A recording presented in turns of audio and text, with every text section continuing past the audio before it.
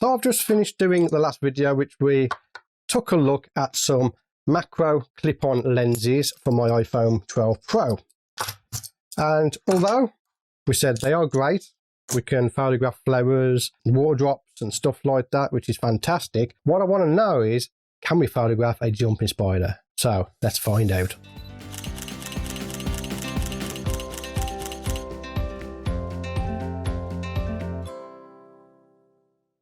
So in the last video, we talked about macro lenses for mobile phones. So please go and check out that video if you haven't seen that. In this video, we're going to photograph a jumping spider. So I'm going to set up a basic scene here. I have a dried leaf. This one is pretty battered now. I could do with replacing it, but it is a really good leaf that I like to use. Let's place that on here. There we go. You can see the bits falling on the table. I'm talking about battered. My table's also battered. You know, it's had 3 years of YouTube use and is getting battered quite well. If you're new to the channel and you're unsure what I'm doing, go back and check some of my other videos that show you how to photograph jumping spiders. So let's get this spider out. Now this one is a male Phidippus regius jumping spider. I'm just going to get him out of there and he's all ready to go. So the lens I want to use for this to begin with, we're going to go with the 12 times. Then we're going to go with the 100mm, and I'm not doing any lighting yet. We are going to do some lighting. I'm going to try and replicate the mirrorless camera look with this, but for the beginning I just want to see if it can actually do it. We're going to pop into our Lightroom app, same as we did in the last video, making sure that our telephoto lens is selected, and let's see if we can get a picture of this guy, shall we? You can see there how I'm actually covering up the light that is coming in here. We might need to come up with some sort of lighting solution for this. Don't think I can use my flash. Let's have a go, because it's not covered up. Yeah, that's not going to work. I'm way too close. Okay, so that is the reason why I looked into the 100mm lens, because this one gives you more working distance. So like I said before, we don't want to just capture a picture of a jumping spider. We want a high quality picture. We want it to look nice, and that's what this is about. I want to see if I can replicate my EOS R's look on a mobile phone. So the first thing we want to do is obviously get a picture of the spider. There we go. Got blown out hot spots with the flash. The flash on these cameras, they're not very good.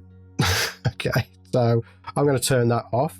I'm going to try and get another picture of him.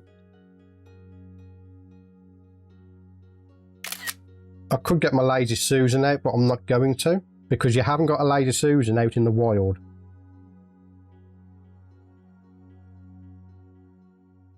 Okay, that's not bad. We have the magnification, but we don't have the lighting. So I need to try and figure out how we can get that nice lighting on our spider. And I think the best bet is an overhead light shining down on him. So let's get one out. And we're going to plug it in. Okay, turn him on. There we go. Right, the white balance is off. Let's do the white balance again. There we go. So this is actually working remarkably well for, you know, considering what we are using. There we go, lock off the focusing just there. Okay, so we've gone to manual focusing now. And this is why I love manual focus, because the second you go into manual focus, you get focus peaking. Can you see there? So where the spider is lighting up green is where you're going to get your focus. Can we photograph a jumping spider? The answer is yes.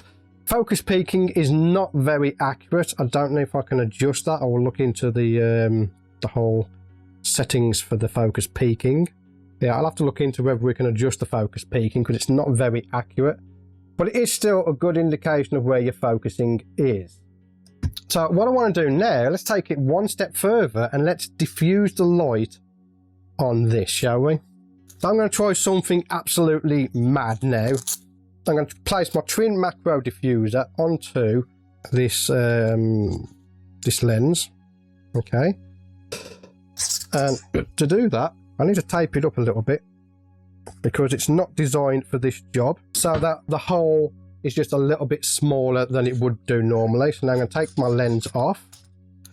We want a landscape image, so I'll make sure that it's on in the right orientation for landscape. Okay, so that should simulate the look we get from my mirrorless camera. All I got to do now is shine this light through the diffuser and onto the spider. They're very awkward, obviously.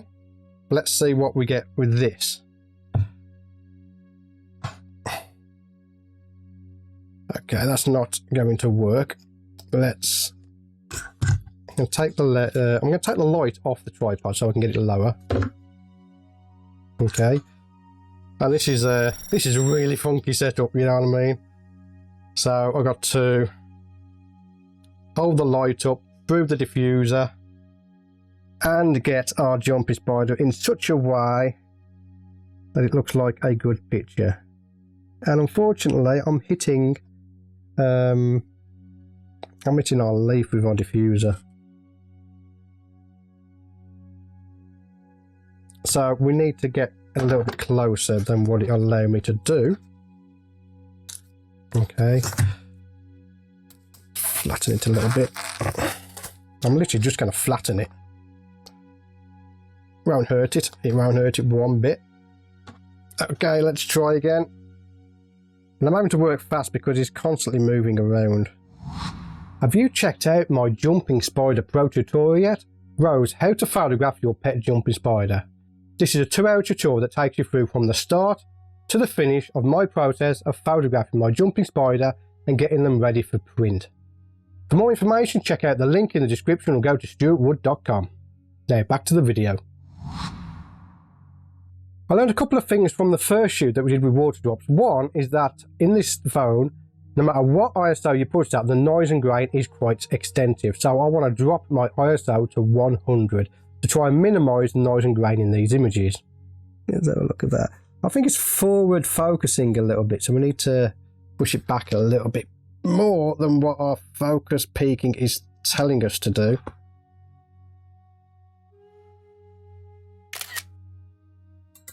There we go.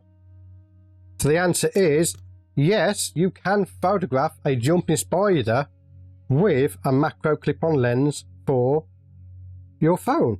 So there you go. If you don't have a mirrorless camera or a DSLR camera, but you do have a mobile phone, go out, get yourself one of these macro clip-on lenses for around £30 to £40 and you can actually do jumping spider photography. That's it from this video. I hope you enjoyed it. Let me know what you thought of it in the comments below.